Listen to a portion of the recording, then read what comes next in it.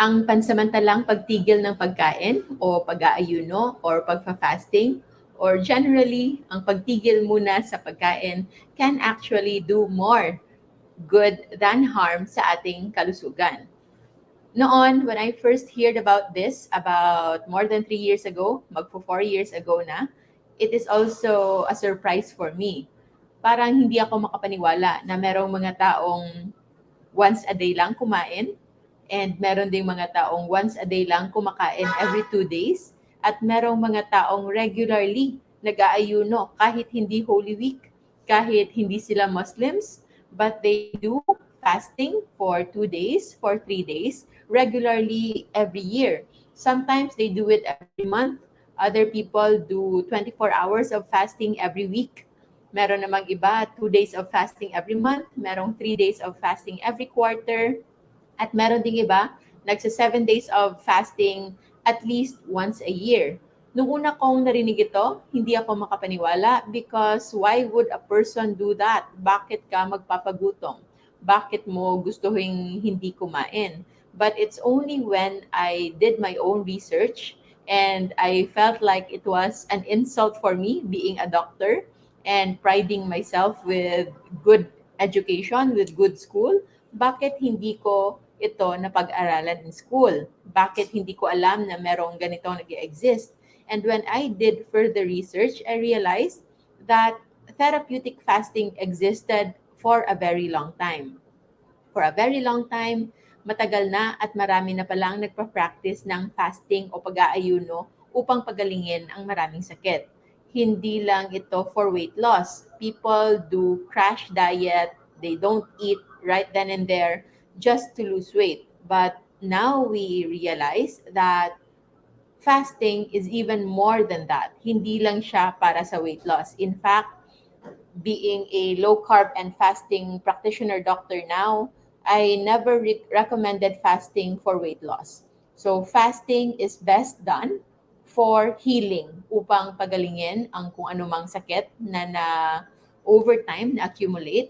And for those people who are in need of weight loss, yes, they can do fasting, but you have to realize, but this fasting is not just about you looking good or you losing fats, but it's you losing the fats as a form of healing because excess fats in our body is not necessary. In fact, nagkaroon tayo ng capacity to accumulate fats. We have this natural process sa ating katawan to store extra food stuff that we consume in the form of fats upang tayo ay mag-survive in times of fasting, in times na walang makain. However, since we've been living in these modern times na wala na ngang famine, kakaunti na lang yung places in the world na nagsasuffer talaga with lack of food. But generally, in normal countries like even in third world countries like Philippines, we are already surrounded with food. And it's a matter of us choosing kung ano yung pagkain na kakainin natin at kung gaano natin sila kadalas kainin. Because even if sinasabi natin na yung kinakain natin are just plain rice lang, hindi mamahalin, itlog, isda, seafood, gulay. But if we keep on stuffing ourselves with food all year round, then we are still giving a signal sa katawan natin that it's all-time harvest season. At yung harvest season na yon, this is the signal in chemistry na we call as anabolism. So it is a building up phase of our body to store whatever it is na pwede niyang maiimbak in times, sana in preparation for the rainy days. But rainy days doesn't only mean rain. It should also mean in unavailability of food for us, and that is the time na magamit natin yung mga naiimbak natin sa ating katawan. What will happen if we will never make use of those stuff na naimbak natin sa ating katawan over time? So anabolism will trigger production in our system. So na magproproduce siya na magproproduce. If there is no balance with catabolism or breakdown, then there will be an imbalance. forever na lang na mag-iimbak at mag-create ng new products yung ating cells. And these new products are in the form of proteins. And these proteins, if left na hindi napabayaan, can be the cause of the dysfunctions na nasa loob ng ating organs in many of our organ systems. Say, for examples, the ones that will clog our arteries and our veins, those are deposits na hindi lang related to cholesterol, but it's related to inflammation brought about by too much anabolism. In our brain, kung sinasabi na merong family history of dementia, kung merong family history of Alzheimer's disease, these diseases are brought about by amyloid deposits. Or meron ding iba, Lewy bodies like in Parkinson's disease. All of these bodies, etong mga deposits na ito, etong mga components na ito, these are actually protein aggregates na over time na imbak sa ating utak, and that is causing dysfunction. Because if it's electrical na connection between our brains, then kapag merong components dyan na nagbabara sa kanyang daanan, then it is expected na hindi ito magpa-function ng maganda. At ano ang kinalaman ng fasting dito? Because when we actually fast, we provide our body the chance na malinis yung mga naiimbak na yon for the longest time. So it's like cleaning our pantry. Kung December, maraming bonus, lahat nagbibigay ng mga pagkain, nag-hoard ng pagkain. We have so much food in our pantry. And then hindi iiwasan na minsan nagkakaroon ito ng pagkakaroon na accumulation in such a way na yung iba nasisira na lang, napapanis at hindi nakakain. And that is also what happens in our body. Over time, if we put a lot of these foods in our system, sobra-sobra ito and it only needs cleansing. And when will you ever think na or maalala mo na meron ka pa palang nakatagong pagkain dyan? Only when you already don't have anything else. Like sa time siguro na wala ka nang mabili o hindi ka makalabas at hindi ka makabili ng gusto mo, hindi ka maka-order, that's the time that you remember na, uy, meron pala akong na-store na pagkain doon. That's the only time that you tend to cleanse your pantry. And that's the same thing in our body. Kapag parati tayong kumakain lang, we tend to forget na we already have so much in our body. That's why when we do fasting, kapag tayo ay nag-aayuno, we give our body the chance to cleanse, na maglinis sa kanyang pantry, sa kanyang food storage in the form of our fats and in the form of the proteins in our system. So there are people who are saying na they don't like to fast or they cannot fast because hindi sila mataba. They are just of normal weight. But mind you, fat loss is just a small part of fasting. Fat loss will give you the energy that you need coming from fats, and it only is very little. You only need less than half pound of fats per day to fuel your energy. So kung titingnan mo, magaan lang yan. But the most important part there is the cleansing, what we consider as autophagy or the self-cleansing mechanism ng ating pangangatawan, and that is clearing out the misfolded proteins, yung mga proteins na nangyari over time na nagagawa because of too much food intake. So this day, I'm sharing you my journey on 24-hour fasting because since late February, going March, I've been doing OMAD. OMAD means 1 meal a day. And for you who have been following our page, alam nyo na I've been planning to do extended fasting. For those who na ngayon pa lang ako nakilala, I'm Dr. Rojo. And by specialty, I am an ENT specialist and subspecializing in facial plastic surgery. I know malayo siya sa nutrition, malayo siya when it comes to lifestyle and wellness, but it's something that I do for myself and also for my family, for my loved ones, for my friends, and also sa mangilan-ngilan na mga patients ko before I had my fellowship na nag-stop muna ako mag-accept ng patients, and also to our graduates and participants ng aming masterclass. So I did one meal a day in preparation for extended fasting. So the last 18 days, I've had multiple of 24 hours fasting until I think 28 hours fasting was the longest that I did this month because of work. So I go to work and sometimes nagkakaroon kami ng break na hapon na, and that's why I went into 28-hour fast. But today is special kind of 24 hours because this is the first day that I really planned on doing extended fasting because I felt that my body is now ready to do an extended fasting. So I use this app. So this is Life app, and magkakaroon siya ng signal. So in here, after 12 hours, it will say na you are already in ketosis, and in 18 hours, you've been into heavy ketosis. And if you continue in autophagy is activated. So autophagy is activated. Yung nasabi dito, your cells are now recycling old components and breaking down misfolded proteins. And the health benefits of fasting goes beyond just weight loss. And this time I'm doing this for healing and also for rejuvenation because comes 54 hours of fasting, yung immune cells na mga old immune cells will be recycled. Kapag na-reach na yung 54 hours of fasting, by research, that's an average time na yung mga immune complexes for better immunity ay mare-recycle. So, mamamatay sila and they will be replaced by something new. Just like how we consider na donating blood is healthful. It will give us our necessary boost in our immune system because it is challenging our body to produce more or new blood cells. At yun yung kailangan ko. And for this coming week, I will go on a retreat.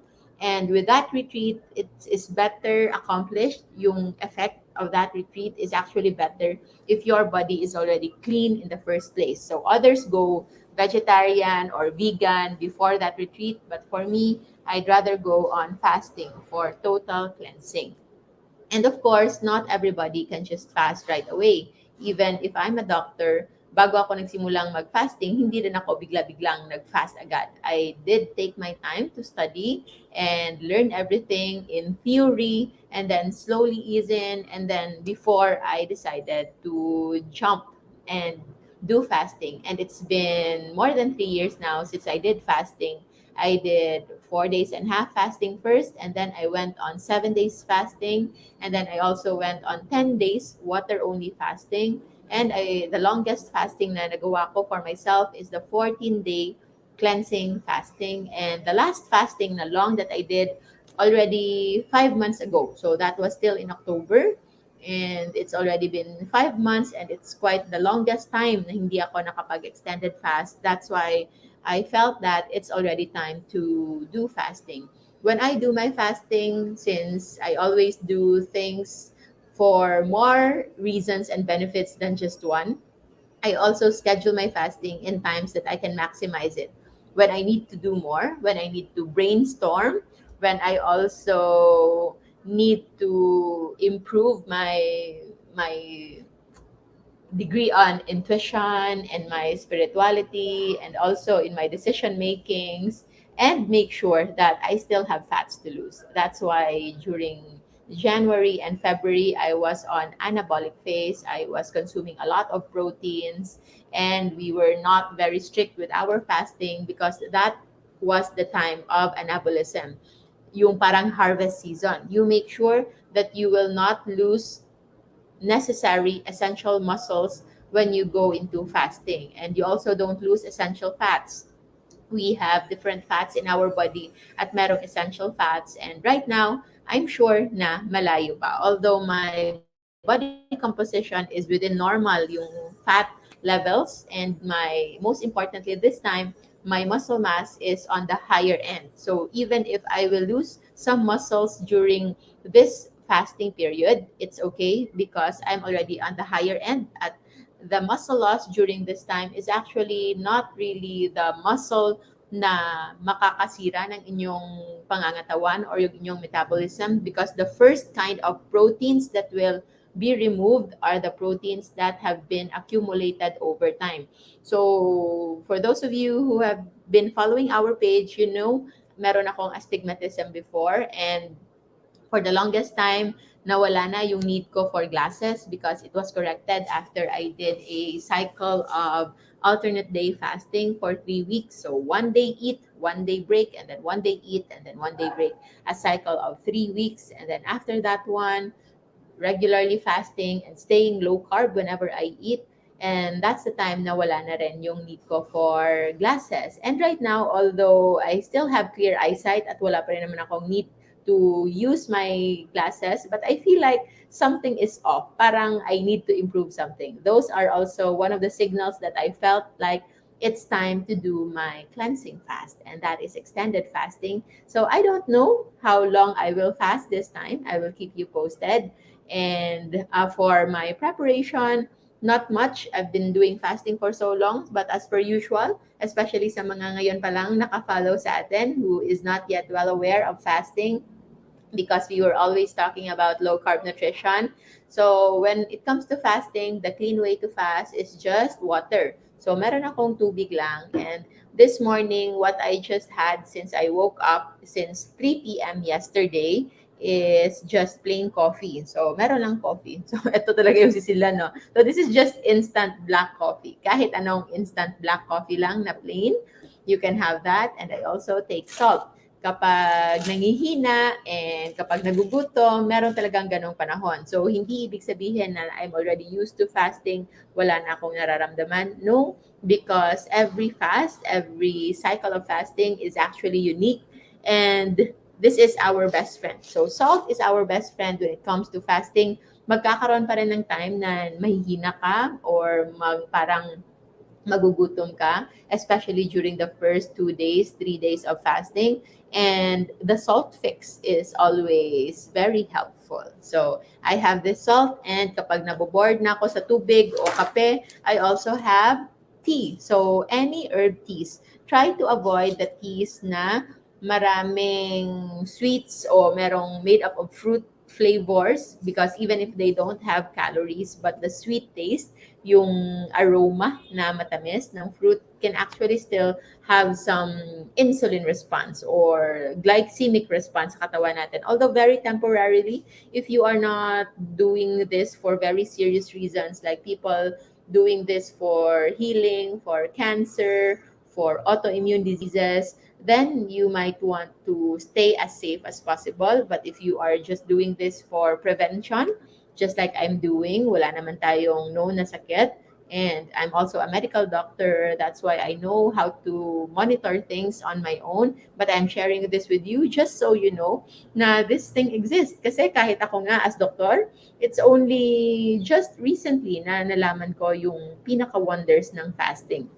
If you know, elderlies, mga matatanda, yung mga centenarians natin sa Pilipinas who are still alive, they might be eating rice, they might be eating carbs, but if you look at their schedule, usually they fast every day. They finish eating dinner before 6 o'clock, yung iba nga, as early as 3 o'clock in the afternoon, and they just rest and sleep during the day. So, how do you also prepare for fasting? So for me, I usually fast easily when I am busy.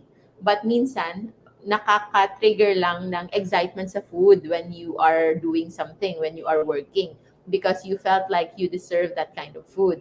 But today, I had a surprise off. So I think na it's a good sign for me to just rest, because when it comes to fasting for healing, yung pinakamaganda talaga is to rest. But of course, if we are working, if we are doing something na kailangan tayong gumalaw, kailangan tayong mag-isip, and we need some help. So that's why you can also do that, but you might need some preparations like this one. The basic would be electrolytes and water, because if you actually just rest, you also don't need so much. Even the water and salt, you also don't need so much.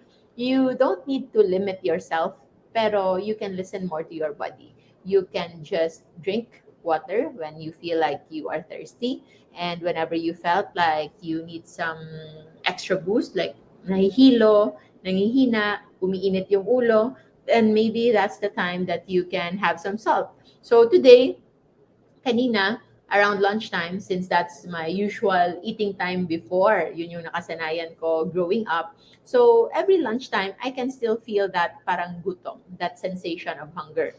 But I don't give in easily because I know those are just part of routine na expected lang ng tiyan ko. And after 30 minutes, I know it will just pass. And true enough, nawala nga yung gutom na yon. So ano ba yung nangyayari sa loob ng ating katawan whenever we stop eating? So the first thing, for example, if you eat last time, like for me, 3 o'clock in the afternoon yesterday, so the first 12 hours na wala kang kinakain, you will be fueled. Ang gagamitin mong energy is coming from your food, from the one that I ate at 3 p.m. After 12 hours, like 3 a.m. na ng umaga kanina, that's the time that ketosis will kick in. So, majority of the food that I've eaten, mawawala na yan sa aking bloodstream. So, it will now activate the gluconeogenesis. So, gluconeogenesis and glycolysis or glycogenolysis. So, meron tayong storage form sa ating liver and some in our muscles. Meron niyang glycogen. Glycogen is a storage form of glucose. So, kapag gumagalaw ka, and of course, you are still living, your body will maintain a normal blood glucose coming from that glycogen. So yung glycogen, i-break down and then i-chop-chop yan ng ating katawan and it will now provide glucose for your system. So comes 18 hours to 24 hours, mostly majority of those glycogen mawawala na yan. Depending on your physical activity and your amount of glycogen sa katawan nyo, it can supply you with your needed glucose up to 48 hours, so up to 2 days. With me, since I've been doing low carb for so long, I actually don't expect to have very, very high levels of glycogen in my body because usually I do fasting regularly. So those glycogen are generally being replenished, nare-replace, and then gumagawa ulit. But it's not the kind of sobrang daming glycogen that can last me for 2 days because as per my monitoring with my glucose strips, usually nakikita natin that I'm already in ketosis in less than 20 hours of fasting. So ketosis is yun na yung majority ng inyong energy na manggagaling sa taba. So our body will maintain a normal blood glucose. Ito yung pinaka-amazing sa katawan natin. It will generate glucose galing sa glycogen at kapag naubos na yung glycogen, ito ay gagawa ng kanyang sariling glucose coming from non-carbohydrate sources. Kahit pa yung glucose is carbohydrates, but pwede siyang gumawa ng glucose galing sa bagay na hindi carbohydrates. And these are proteins and fats. So proteins in the form of misfolded proteins, yung napag-usapan natin a while ago, yung mga misfolded proteins, yung mga proteins na nakakasira ng ating system, ng ating organs, the ones causing dysfunction or inefficiency sa ating katawan, those will be the first ones to go. So, habang nire-recycle yan ng ating katawan to produce glucose, it's also cleansing it. So, it's dual purpose. So, at the same time as it cleanses it, yung organ system na yon, say for example, yung brain natin, na nawalan na ng mga amyloid deposits, ng mga Lewy bodies, yung mga aggregates, protein aggregates causing dysfunction in our brain, then that will cause us to have clearer mental processing. That's why people who are fasting, especially na they did it on purpose, we tend to have better brain functioning. We have better focus. We have better mental stamina when we are fasting. And the moment we stop fasting, like say for example, if I decide to eat now, I know immediately after nyan, hindi rin ako magiging functional. I would just sleep and I would just feel like mapapagod ako because my brain actually is already very alert when I'm on fasting mode. So the glucose that will be produced will be coming mostly from those misfolded proteins through the process of autophagy, yung self-cleansing mechanism ng katawan natin, ma-activate yon and it will provide us with the needed ingredients to produce glucose from scratch. So it's the de novo glucose production known as gluconeogenesis, and meron din manggagaling sa fats. So triglycerides, di ba? Natatakot tayo sa triglycerides. Triglycerides, nakakatakot yan when it's very high. And because very high triglycerides will mean that you are not using that, you are just accumulating that over time. But triglycerides is actually a wonder molecule, and it keeps us alive, but it's not good if we are not using it. And only when we are fasting, we actually make use of that triglycerides. Triglycerides, kapag ito ay na-process, will give you glycerol and fatty acids. The fatty acids will be made into ketones and also fatty acids as form of energy, and the glycerol will be made into glucose. So our body will still need glucose. That's a fact. Pero as to how much will also be very less. So for example, this is just a rough number. So for example, on a normal person eating high carb meals, for example, 100% yung glucose need niya. If you are already on low carb and on ketosis, you are fat adapted, nasanay ka nang mag-activate ng ketones mo, you might only need just about 25% of that or even less of that glucose. And the remaining 75% na pangangailangan ng katawan mo for energy to produce ATP, the adenosine triphosphate, that's the final na pera na alam ng ating katawan on how it will produce energy, the ATP, will now be coming from ketones. Because ATP, hindi siya specific kung saan siya manggagaling. Pwede siyang manggaling sa ketones, pwede siyang manggaling sa lactic acid, pwede siyang manggaling sa pyruvate, pwede siyang manggaling sa proteins, pwede siyang manggaling sa taba, pwede siyang manggaling sa glucose. So it's not specific. Our body will respond to ATP regardless kung saan siya manggaling. And ketones is very special because fatty acids, yung mga taba, fatty acids can be used by our heart and many of our organs like our liver. But our brain, hindi siya makakagamit ng fatty acids because there is a blood-brain barrier, the BBB. So, hindi makakapasok ang fatty acids. So, it cannot supply. Hindi pwedeng kumain ng taba in the form of fatty acids yung utak natin. But what can come through is the keto acid. So, the keto acid or the ketones, yun yung pwedeng pumasok sa ating utak, and that can supply us with the energy. There are many testimonials even in sa mga nung unang panahon, like the concentration camps, sa mga prisoners of war, when they've been on fasting, kahit pa it was even on hard times like starvation, sila ay hindi pinapakain. So those who are not mentally strong, they go crazy. So nababaliw sila, nawawalan sila ng bait. But for those who are mentally strong and was able to overcome the times na walang pagkain, they actually transcend into different na level of understanding, and they've developed a lot of amazing na pangyayari. So others, since mga prisoners of war, they are from different races, they've actually learned each other's language, even as adults. Di ba? Mahirap mag-learn ng new language. But for those who have been in those cases, they were able to learn new language in times na wala silang makain. That's the activation of mental clarity and mental focus that happens when you are fasting. There are even people who are able to create their genius na products, their genius na outcome. They were able to create poetry, they were able to create beautiful music, they were able to do so many things. So, sino-sino yung mga taong ito? So, this can be Gandhi.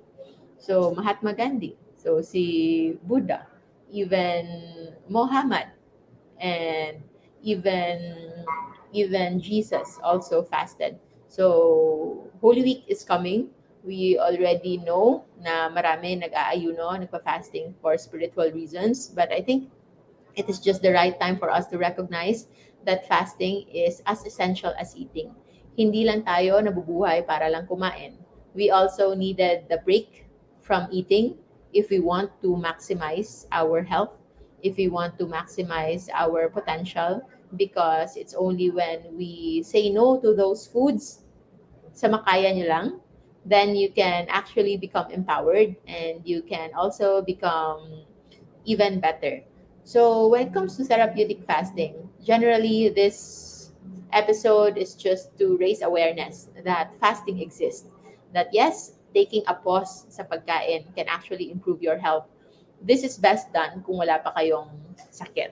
If you are still young or regardless of your age, even if you're already old, pero wala pa kayong maintenance, wala pa kayong mga gamot na iniinom, then fasting can be your best friend when it comes to maintaining that good health. However, for those naman na merong sakit, although it would be quite dangerous for you to fast on your own, but actually, yung may mga sakit can benefit the most with fasting.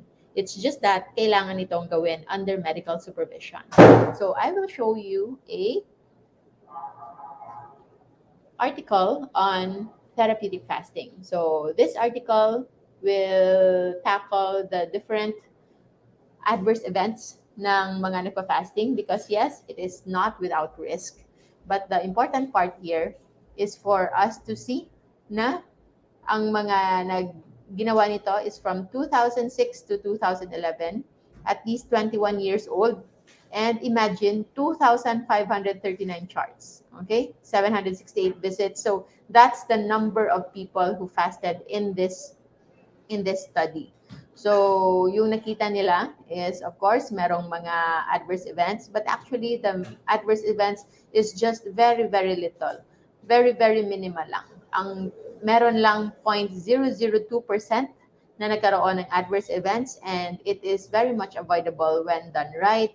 But for you to see here kung ano ka tagal yung mga fasting nila when it comes to the result. So, yung nakita dito, yung pinaka mababa was shortest fast was 2 days. So that is 48 hours, and the longest fast was 41 days. So more than 1 month. So this will just show you na this thing exists. However, fasting or pag-aayuno, expect na hindi talaga ito magiging popular.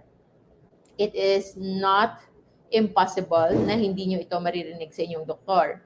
No doctor will actually tell you this, because this ones will also is also not being studied by our curriculum. I studied fasting and low carb nutrition after I already graduated, after I already became a doctor and practicing doctor for more than 3 years before I discovered fasting. So, yung adverse event na grade 3 was on a 73-year-old male sa day 3 na of fasting. But generally, siya lang ang nagkaroon ng ganyan, and also another 70-year-old male on day 9. So, this one, sa kanilang recommendation, importante lang na wag nang push further if there's already a lot of risk, but generally it is very, very safe. And when it is done right and with the right supervision, there can be a lot of benefits when it comes to fasting. So 0.002 is equivalent to 2 per 1,000. So per 500 people that will go into extended fasting of more than 2 days, meron lang isa na magkakaroon ng adverse events. So kahit isa lang yan, that is still a significant risk. So that's why we don't recommend anybody doing this without medical supervision, and most importantly, without the right reasons. But I think what can be the takeaway when it comes to fasting is that we don't need to always prepare ourselves to eat all the time. Hindi tayo kailangan matakot. For us, I think the minimum that we prepare only is what we eat that day, only one meal a day. So, isang meal lang yung sinisecure namin whenever we are eating. But when we are fasting, we actually don't need to prepare anything. So, the important part here is for us to remove the idea na kapag tayo ay nakakaramdam ng gutom, we already need to replace it. We need to compensate with a second meal. na kung hindi ka naka-breakfast, ay kailangan kang kumain ng lunch na good for 2 meals. Or kung hindi ka nakapag-breakfast at nakapag-lunch, gagawin mong good for 3 meals yung kakainin mong dinner. And so you are actually not going to benefit from that scenario na kung saan pwede mo na sanang ma-activate ang iyong autophagy, pwede mo na sanang malinis yung iyong pangangatawan. And yes, for those who want to improve their weight, for those who want to improve their physical structures, know that with the right kind of fasting and the right kind of refeeding, eto ay ma-achieve, and that is just unexpected. Eto ay expected lamang. But don't make weight loss as your only goal. Make health improvement, make health gain as the most important factor when you want to experience fasting. And also for those who want to do fasting, try to learn more about it, try to prepare more about it, especially mentally, because the challenge of fasting is actually 95% mental. 5% lang yung physical. And that physical na challenge can just be addressed by either resting, sleeping, salt, or sometimes for me, if I have the time, I can also watch a movie. So just taking your mind off it can already do so much. So in the last 20 days, I've been on 1 meal a day, and I've had, I think, multiple of 24 hours fasting. And starting today, I will do my extended fasting. I will not know, I don't know yet until when I will break my fast. I will let you know. But for now, I hope you get to learn something from this video. Huwag matakot magutom, and make sure na you are at the best type of health and mindset when starting this. For those na merong mga gamot, kindly seek the consent of your doctors or consult with any low carb doctors, because it can lead into metabolic imbalance, including hypoglycemia. And that hypoglycemia can be caused by the medicine that you are taking.